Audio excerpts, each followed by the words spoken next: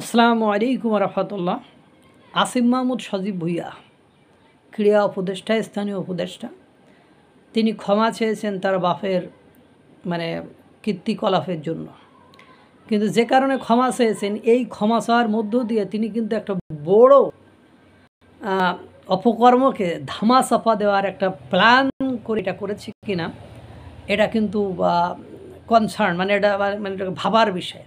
আমি কেন কথা বললাম, আপনারা একটু ডিপলি যদি এটা ভাবেন তাহলে বুঝতে পারবেন যে আপনারা জানেন গতকাল কি গত পরশু মেবি আসিফ মাহমুদ সজীব ভাইয়ের এপিএস মোয়াজ্জেম হোসেন অব্যাহতি দিয়েছে।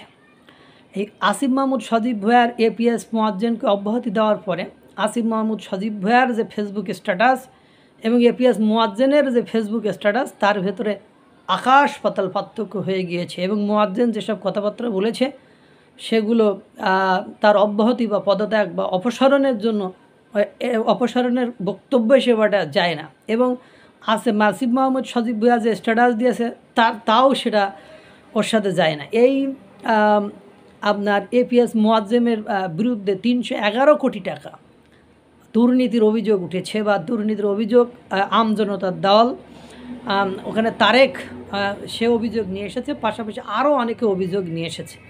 এখন এই আসিফ মাহমুদ সজীব ভুঁইয়ার এপিএস হয়ে সে এত কিছু করলো, 311 কোটি টাকা সে বাণিজ্য করলো, সে দুর্নীতি করলো, সে ওয়াসায় নিয়োগ নিয়ে ঝামেলা করলো, আরও একাধিক ঝামেলা করেছে।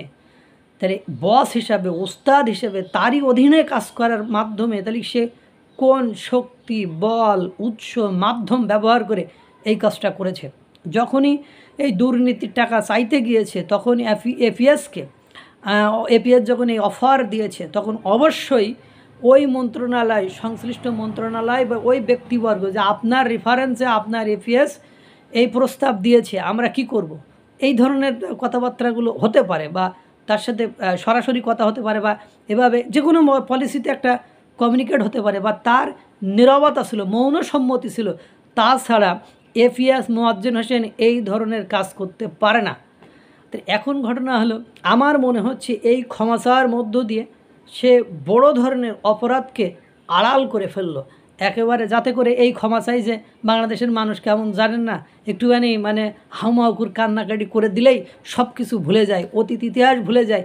ও যে ওনাকে নিয়ে এখন কোন বিষয়টা নিয়ে তোলপাড় হচ্ছে, ওই ইস্যুসটাকে ভুলে যায়। আপনি খেয়াল করে দেখেন সমস্ত মিডিয়ায় ওই তার বাবার পক্ষ থেকে তার ক্ষমা চাওয়ার বিষয়টা প্রচার করছে। শুধুমাত্র যারা সত্যিকার অর্থেই দেশের ভালো চায় এবং সত্যিকার অর্থে দেশের কল্যাণের জন্য সমালোচনা করে, তারাই ইউটিউবে এই সংবাদগুলো বা এই কথাগুলো বলছে যে বড় অপরাধ ঢাকার জন্য আসিফ মাহমুদ তার বাপের থ্রু দিয়ে ছোটোভাবে একটু ক্ষমা চাইলো, যাতে এইটাকে ইস্যু করে এইটা নিয়ে মাথা ঘামাতে যায়, ওইটাকে ভুলে যায়। কিন্তু এপিএসের বিরুদ্ধে কেন দুদক অ্যাকশান নিচ্ছে না? তার বিরুদ্ধে অব্যাহতি যখন দিয়েছে তো অবশ্যই তার বিরুদ্ধে কোনো না কোনো ফল্ট পাওয়া গিয়েছে, ত্রুটি পাওয়া গিয়েছে, নইলে তার অব্যাহতি দেওয়ার কথা নয়। এবং তাকে অব্যাহতি দিলে অবশ্যই আসিফ মাহমুদ সজীব ভুঁইয়াই অব্যাহতি দিতে পারে, বা তারই কনসার্ন লাগবে। সে যতক্ষণ না বলবে ততক্ষণ পারবে না। তাহলে তাকে তো অবশ্যই জানানো হয়েছে এবং সে জেনে বুঝেই তার সাথে, কারণ মোয়াজ্জেমের সাথে হয়তো বা তার